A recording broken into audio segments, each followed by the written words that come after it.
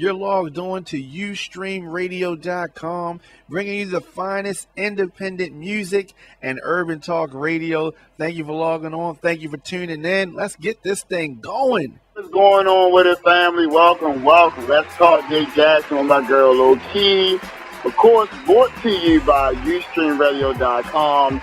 Millions of listeners and viewers. We always try. We gotta try to bring you worldwide weekly content 24 hours a day, 7 days a week. Make sure y'all log on. That's YouStreamRadio.com.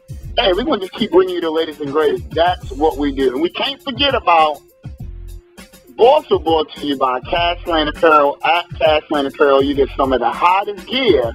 Make sure y'all go ahead and check that out. You can also go to YouStreamRadio.com, click the Cashland icon, and you can get all of the hottest information of the newest clothes that's coming out. Man, y'all gonna love it. Nice lineup. Shots out there to my man John Cash, doing big things. And I gotta give you props where props is due, man. Hey, keep pushing, and we're gonna keep pushing and make sure you're aware of it. What's going on, Loki? Hey. Yeah, she's going to join us in a minute. Hey, all types of crazy different things have been going on. Man, if y'all been checking out the different things that have been going on in the news, I got to say this. Have y'all checked out Lil Kim? Yeah. Lil Kim now is pregnant. I know it's like, what?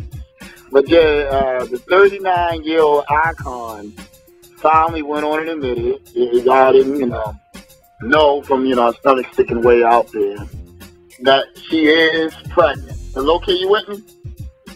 Yeah, man. I've seen the news with Lil Kim out there. Yeah. Yeah. What else could you say, right? Now, let me ask you this. I know she's been doing some crazy, drastic things. Like, do you think this is? I can't say the face was like a publicity stunt. Do you think with this, is she's going for any attention right now, or what are your whole views on this whole thing?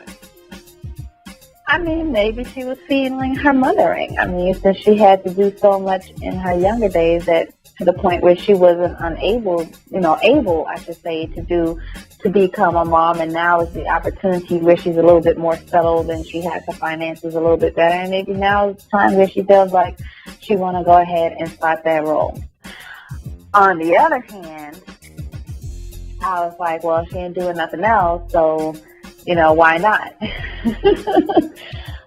have a baby. She made a comment. Music-wise. Yeah. I guess she got a point there, but her comment was that she's going to be a mom, but I can turn up a little bit. She told the crowd before performing, light us up. Being pregnant, stomach sticking out.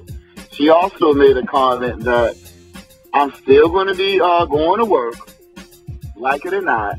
I'm still going to be hardcore. The baby has made me more of a beast than I ever was before. I mean, I gotta say this, I was a Kim fan all the way, but Kim, you is looking a little bit like a beast going on. I almost well, right? Well, I mean, it just so happens her job is a musician. So you can't fault her for saying, I'm going to continue to do my job, because she still has to pay her bills. She has a child coming. If she does not do her job, she has no money coming in. But it does look slightly ghetto. It does look slightly ghetto, but hey, Beyonce was up there gyrating with a no stomach and then a stomach and then no stomach and then a stomach. And then you had Alicia Keys twisting and turning on a piano a couple years back. Like, she forgot she was 8-9 months pregnant. So then you had this other performer way back when that was under Madonna. I can't think of the name right now, the song. She was in labor doing her performance. And because she didn't think she was ever going to get back there, so she made sure she finished her performance and went on to have her baby afterwards. So, being pregnant doesn't stop your life. You're right. I can't even cut you off. You are absolutely right, okay. And to name a few women that's been out there showing a baby bump. Beyonce, when she made her big debut showing, hey, I'm pregnant, I'm still turning up. But let's think about the content of music that's being put out there and all of those people. I mean, I couldn't see her talking about the type of class of music that Little Kim put out there.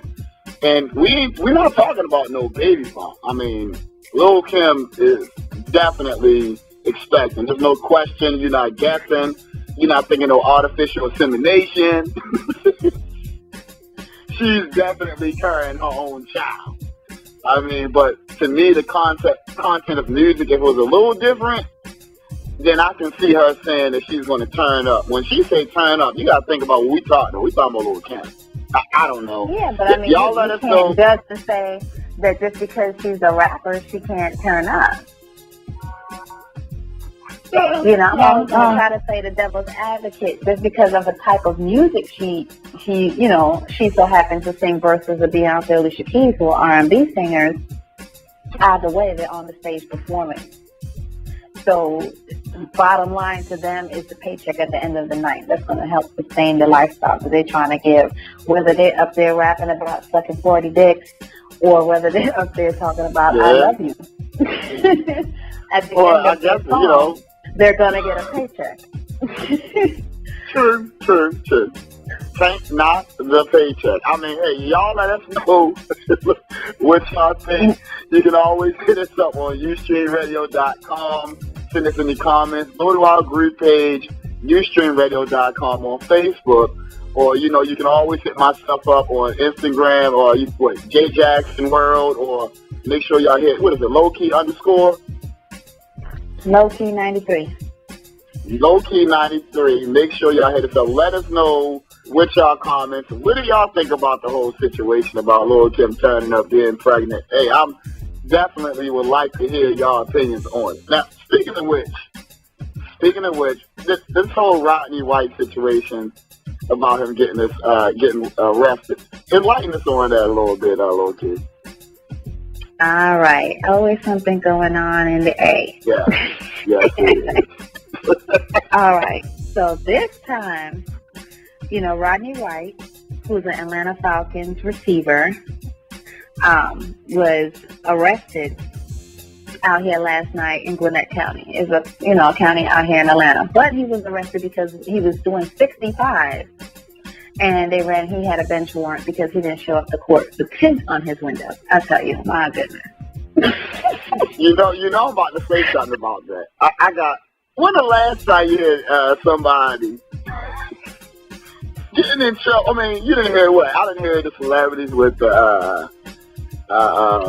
drinking and driving, drugs. I don't know, whatever the situation's been going on. But who gets in trouble in 2014 for illegal shit?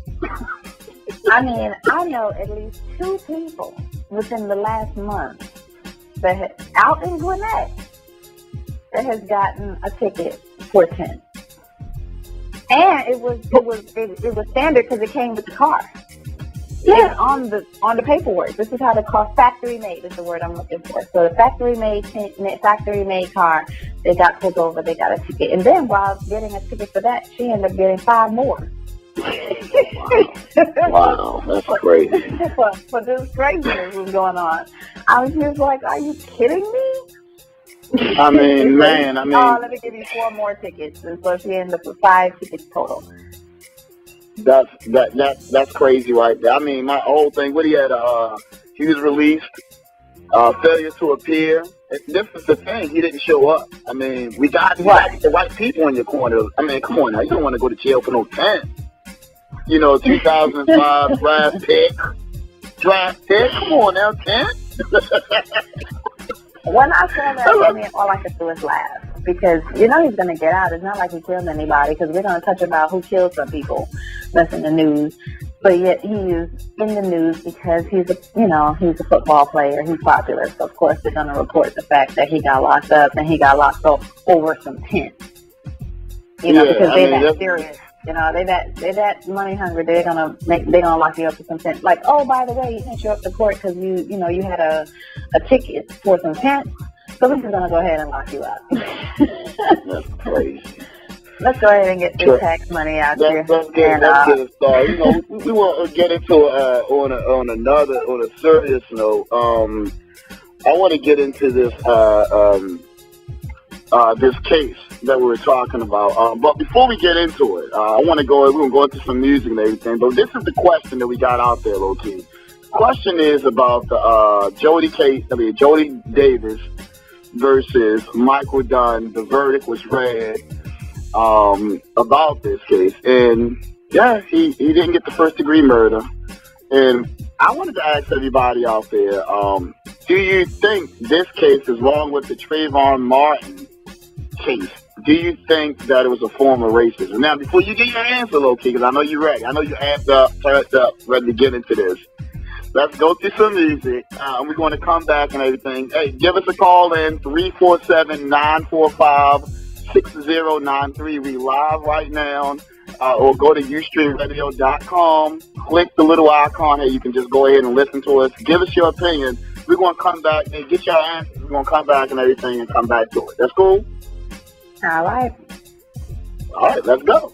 I know you fronting on me. What's going on, your boy Jay Jackson? Let's talk with my girl Low Key. Of course, brought to you by YouStreamRadio.com. Also, when you get the hottest gear, Cashland Apparel, at Cashland Apparel, go to YouStreamRadio.com. You can click the icon, get some of the hottest gear that's out there. Make sure y'all check it out. Man. Now, if y'all just joined us, look, you with me? Yes, sir. Yes, just checking in. If y'all just joined us, we're just about to get into the verdict, which I know a lot of y'all heard about, Jody Davis versus Michael Dunn on a sad situation. Low-key, enlighten us on what happened if the people didn't know about this whole case that went on.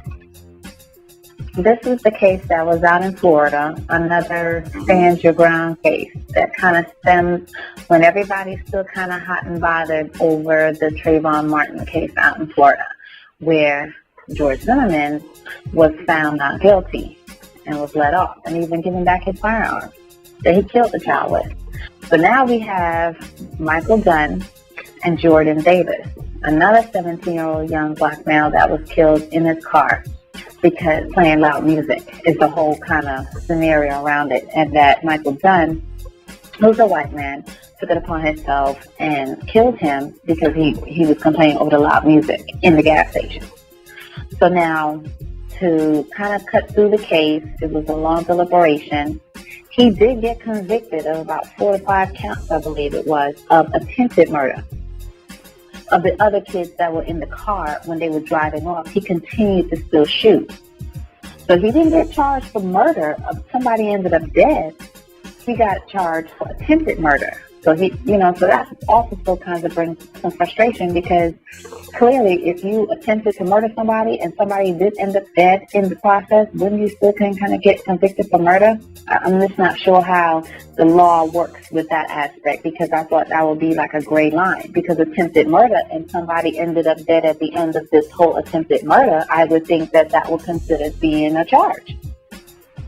I don't know. I'm not, a lawyer or anything. I'm just going by what was that gray line that nobody saw. So now it's up to the court system to see what he's going to get sentenced with. And he's going to get some time. So we did get a conviction, folks, but we didn't get a conviction for his actual crime. So it's like a lot of this whole take it upon myself, shoot first, stand my ground, get off later concept is really starting to get a little popular. I mean, we even had an incident. I'm not sure where the incident is at this time, but there was an incident that was been out in the news about a young man who also, a white man now, who got killed in the movie theater for throwing popcorn at a 74-year-old, another white man. And he used to be on the police force. I believe he was retired. He's walking around with a fully loaded weapon in a movie theater with kids in it. Other people are in it. And this man who was texting his babysitter got shot and killed because he threw popcorn at the dude, because the dude was like, get off your phone, blah, blah, blah. The movie didn't even start yet.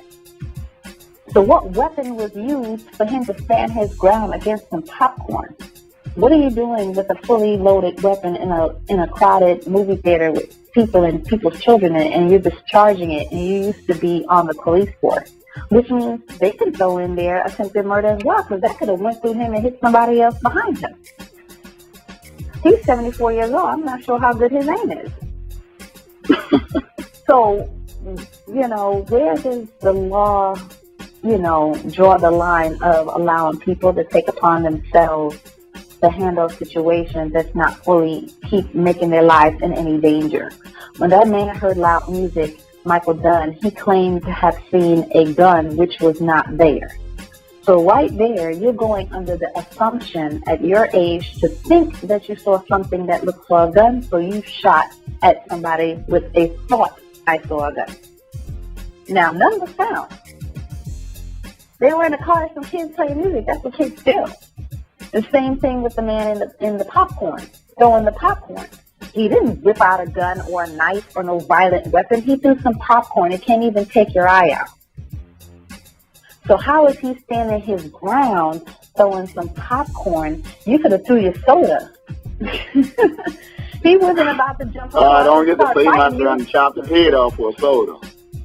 I don't think the reason he threw the popcorn because he was like, man, just be quiet.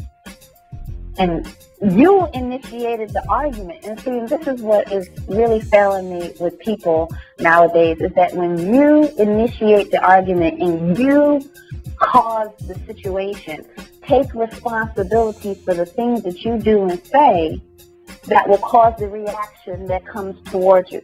So, for example, the man is playing loud music. The kids are playing loud music. Of course, kids are going to cuss you out. You're an old white man. Get out of here. Beat it. We're playing some loud music. We're kids. That doesn't mean whip out you got to start shooting a car full of teenagers. Take your ass and get in the car and be quiet. But you brought on the confrontation. So the man with the popcorn, the guy is sitting there minding his own business, texting who he needs to text because he is texting his babysitter at that time to let them know whatever he's doing. But you initiated the confrontation by addressing the fact that he's on his phone. So take responsibility for opening your mouth. Take responsibility for the things that come out your mouth. And then don't be surprised when somebody reacts to it. And that's my issue with a lot of things with these things that's going on with people in general. You do and say whatever and expect that the reaction that comes back to you is surprising. Don't be surprised when somebody treats you fucked up or somebody wants to kick your ass because of the way you approach them. I didn't mean to cut into it, but you're absolutely, everything you're saying, you're touching on some real good key points. And the guy, just to let you know, Curtis Reeves, that was his name, 71-year-old guy. He pleaded not guilty for second-degree murder. And this was actually out of coincidence in Florida, Tampa, Florida. The 71-year-old man shot the 43-year-old Chad Olson for, like you said, because of the popcorn. But this is what I want to say about all of these cases. And hear me out. And everybody, I don't want y'all to get mad or anything. I just want to play devil's advocate for a minute. I want to touch on a couple of things. The first thing I wanted to touch on is this. Like you said, about your actions. Like in this case. This case, the 71-year-old man, I'm going to work backwards. Curtis Reeves and Chad Olson, not, of course, clearly racist, or discrimination, because they're two white men. So, of course, but the thing is this. The 71-year-old man probably, which I'm pretty sure, he probably was scared of the guy, Chad Olson. Have you ever been in a situation, and I was talking to Diamond about, you ride down the road, some guy says, hey, man, get out of my lane, or something, scream something to you, and then you pull up beside him, you're like, oh, I should have said that.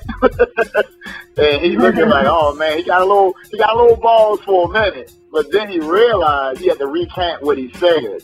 And in a lot of these cases, and a lot of them, I think that, and I want y'all to clearly look at this, the word racism that we're using. We're using it in Trayvon Martin. We're using it in Michael Dunn. And to me, myself personally, this is my opinion, this don't have anything to do with the views of YouStreamRadio.com, is I think that we're using the wrong term in this situation. And let me explain.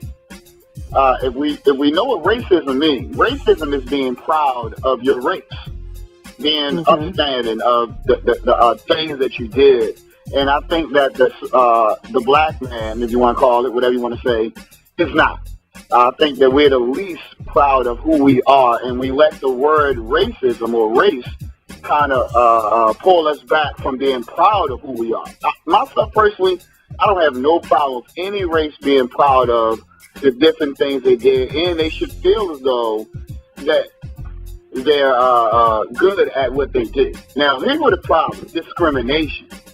Discrimination when it comes to certain things. If you feel as though, if I feel as though that a so-called white man or anybody else is good at something, right, and they stand good at it, okay, by all means, and I don't, then they deserve that position, whatever it may be in authority. You know, if he's great at hunting or, you know, whatever they do, you know, then you're good at that. You should stand pride and stand firm in what you believe in and be strong about it, just like us. But when you start discriminating, and what I mean by discriminating, holding me back, when you know that clearly that I'm good at something than you are, then that's where the problem lies at. To me, I don't have no problem with any white, Pakistani, Asian person being proud of who they are. But where it comes at when you're discriminating or not giving me a fair shot at something based on my race, that's where the problem is. And I think that we're getting that word mixed up. I said all that low-key to say this. In these cases, I think this was a case of just like the Trayvon Martin of mistaken identity. And let me say what I mean by that. These guys was clearly looked at as gangsters. They was looked at as someone that can bring harm to these people. And I think that the black people are really getting mixed up. They're scared. They're intimidated. And when you have this persona about you gotta think about it. Because myself personally, I was young.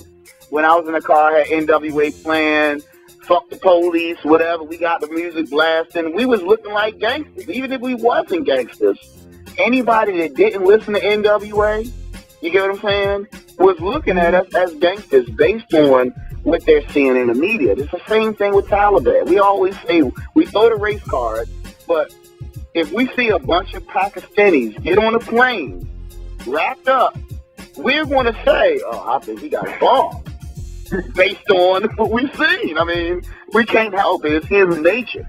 Now, and I said all that to say, let's go back to Michael Dunn and the Trayvon Martin. What is not happening is that we're not teaching our young kids how to react in certain situations, knowing that people are going to be intimidated. You got to remember a while ago, low-key, when we was back in the days, our parents ain't take up for the way we carried ourselves in public. Because they knew if we went out there and looked at or acted in a certain way, even though we didn't think we were fair and it's my right, we don't have equal rights like that per se. People are scared of us. They're going to look at us and they're going to be threatened. In the case of the Jody Davis case, it was a clearly this man being scared. There's no other way. I didn't have to be there and know that. I mean, that this white man said something to me, hey, turn your music down. And therefore, right there, not to cut you off, that's where I'm gonna pause the statement of saying scared. You can't be scared if you are going to be the aggressor. Because you get a couple of drinks. He had like 5 drinks inside of him. If I was to say something to you, I will back up what I say. I don't never say anything that I won't back up. So therefore, if I'm going to approach a car full of kids and I'm by myself, I need to be in my mind mentally prepared to take whatever is going to come at me. Just like Zimmerman, you can't use the word scared when you're the aggressor and you're approaching. If I'm scared of something, I'm not going in there. You know, that's just like everybody was scared of the basement. I'm not going in there. It's dark. Why would I go in there? I don't know what's in there. I'm going to go pay somebody to go in there for me and let me know what's in there. But if I am feeling I don't care how many drinks. I could be sober as hell. If I am convicted enough to walk my ass over there to a group of fucking kids in a car, then I am bold enough to take whatever comes out of it. So if you're bold enough to say, do, or whatever, you should be accepting of the responsibility that comes following your actions. And that's why I say scared is not the word to use. You can't be scared when you're the person that approached them. If you were scared, we have a police force and a phone number to call 911 when you're scared. If I hear gunshots outside, I'm not about to go in my closet and go get a gun and go outside and see what's going on. If I see a group of kids that's looking all, scary, because I get scared when I see a group of kids sometimes, because these kids out nowadays are just a little bit different. They got a lot of games they're playing for gang initiations and stuff. So if I see a group of kids and I'm by myself, I'm just going to keep it moving. I don't care if they're white, black, or Asian. They all fucking got a goddamn gang. Sorry, Lord. But that's the point. Every race has one. So if I see a group of white kids, for damn sure I'm crossing the street, just like they would cross the street if they saw a group of black kids or a group of anybody that's a group of kids. I don't care if they're all mixed. I just prefer, I would just move because I have no idea what can come out of that situation. So if you're going to take it upon yourself to approach the situation, you already grew your balls when you walked over there and told them to turn the volume down, because you thought you were a grown man. You thought you had some authoritative figure. You're a big, grown, old white man, and these young black kids are supposed to listen to you. That's what the fuck you thought. Well, yeah, and when they did listen to you want to throw out and say, oh, I saw a gun, so I started shooting at them, and oh my gosh, I have to call my lawyer because now they're driving off and I'm still shooting at people who are leaving. That's just like George Zimmerman running after a kid who is running away from you. How are you chasing somebody and they are running away from you and you're scared? Usually it's the opposite. If I'm scared, I'm usually running away from the situation. I'm not a fire starter. I don't run towards the fire. I run away from it. I clearly look at it like this. I look at it like this, low-key. I gotta say this. There's been situations where guys then got a little courage. Yeah, keep in mind, Michael Dunn had somebody with him. Prior to this happening, he told her, I can't stand that music, the type of music they were playing. And when he pulled up, having a couple of drinks, he had a couple of courage, and he went on and made a statement. He wrote a check. People do it all the time and his ass couldn't cash. Same thing with the George Zimmerman situation. He went out there, he said something, and it happened to me, and it probably happened to a lot of fellow black guys out there, that somebody may have said something to him. What? I know he, and then they like, oh, I can't believe I said that. And then they got to recant what they said or how they said it. And this there's always a woulda, coulda, shoulda. Somebody always fucking pull that out the hat. Oh, no, I didn't mean to fucking say that shit. Oh, no, I didn't mean to come over here and start no shit. Well, you fucking should have thought of that 5 minutes ago, because whatever comes out your mouth first is what your first thought is. But this is what I wanted to say about that. He could have drove off. Well, this is what I wanted to say about it. I'm not myself personally is this. I'm not justifying anything that either one of these clowns, devils did. I'm not justifying that. But what I'm saying is this, that we got to be a little more, knowing that the other parties that be are scared of us. I'm going to keep it real. They are scared. Like you said, if they see us, if there's a couple of guys out there, and they cross the street, or any case it may be, they lock their doors when we ride down the street, whatever it may be. And myself, I do it too. I see a bunch of people outside, and they got that stereotype look that you think they're about to get you. And it's the same thing. This is how I look at it. We got to teach. And I'm going to say this firmly, because I'm tired of us always passing something to someone else and saying that we got to first step in here and say, what are we doing in this situation to prevent this? And the way I look at it is this: we got to teach our young youth. Because I say it to my son every day. My son could have been a Jody Davis, and I tell my son, just like my mother told me, hey man, pull your pants up. Don't do this, because other people are going to look at you. They're going to be scared of you. You playing certain types of music. Fuck that nigga, I'm gonna blast his ass. You might not be that type of dude, but Why can't I take you, if I went to a dark spot and I seen 3 or 4 guys with white tees and whatever on the corner, I'm going to be a little apprehensive. And then the thing is this. With that being said, a scared nigga is one of the worst peoples that you want to encounter. Because my whole thing is this. That man was clearly, I'm not justifying him being scared. But you got to be able to teach your kids sometimes. Don't be so intimidating to people. And you probably say, what do you mean by that? They was playing loud music. They was doing this. And this is something as a black man that was actually learned. And it was learned to me, unfortunately, not by a father, but other male figures that played a positive role in my life to say, hey, man, there's a time and a place for everything, son.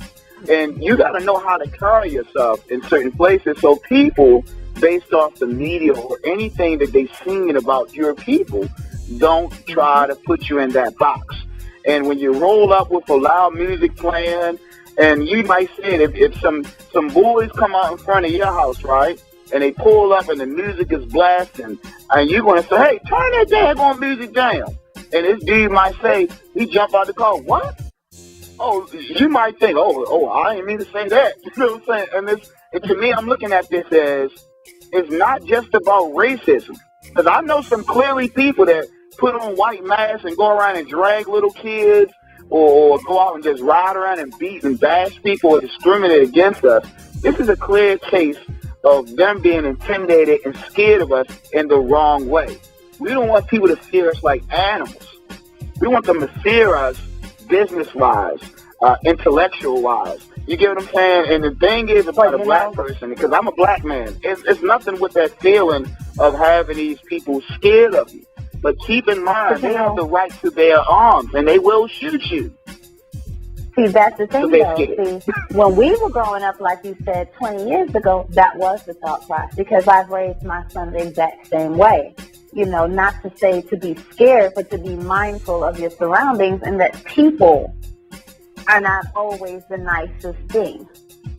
And you just need to be mindful of how you carry yourself, because you don't want nobody to just prejudge you over just from what they see on the outside, like tattoos and earrings and all of that. Mm-hmm. You know, you want to be able to get a good job, don't get your body all tattooed up and earrings all over the place and looking all fucking crazy as hell, and they're going to look at you like, well, what kind of job we going to give you? What can you do? Because we all do it. You see some guy, right?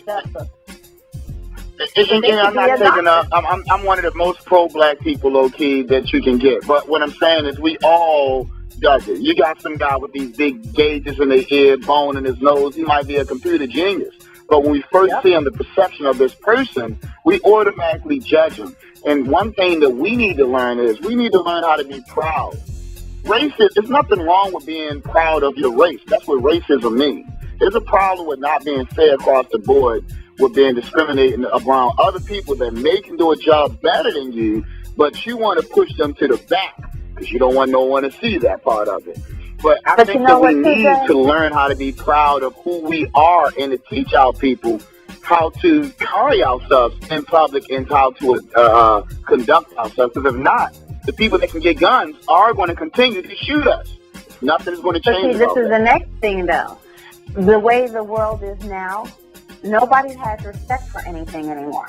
The values and the morals of families and societies have dramatically declined. There's not one person I know that has respect for another person, basically, on general respect, besides general respect. Everybody nowadays is very desensitized when it comes to any and everything. We look at TV, we see people fighting, we look at that as entertainment and funny.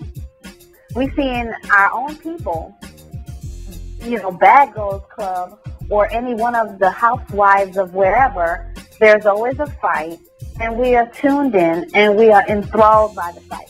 Then we can't be surprised when our children, if you give them games to play, like Grand Theft Auto, where they have to go grab a bitch and a gun and go pimp some hoes out in order to get more points. You can't be surprised for the games that are played for your teenagers that's marked X for kids, but when you turn it on, it's blood and guts and tearing off heads, and you're like, what in the hell? But then God didn't mean to cut you off. Hey, low-key, I'm getting the cue that we can talk about this all day long. We can talk about time. Make sure you keep sending us the comments. Go to our group page. You can hit either both of us, low-key 93, or hit your boy J Jackson World, or hit YouStreamRadio.com.